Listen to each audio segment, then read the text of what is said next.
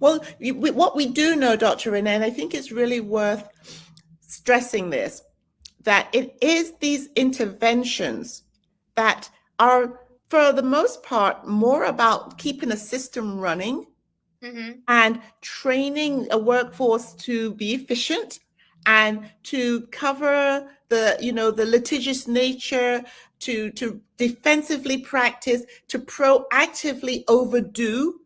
And Yeah, there's no CYA is what we call it. Say it again. CYA. Yes, and I feel for both parties. I feel obviously for mother babies, families, and communities that are struggling and suffering through this situation, but I also feel for providers because Right. we have created a model that now we can't dismantle.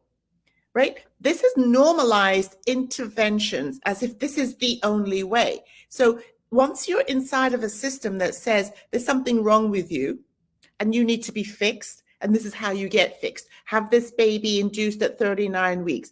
Have the C-section rather than wait through, the length of labor a natural labor might take. Have, medication to make the labor go faster when it's not going fast enough.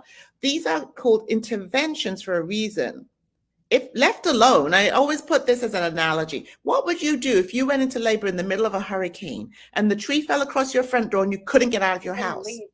You'd have the baby. What else would happen? Right.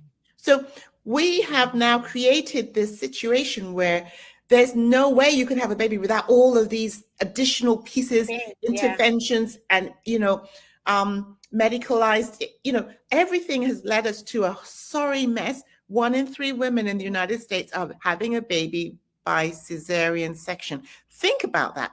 On a body of land, if you went across another ocean, either way, that pelvis is bigger. Like these women and mothers are able to push longer. What is it like that the American pelvis is now incapable of managing a baby?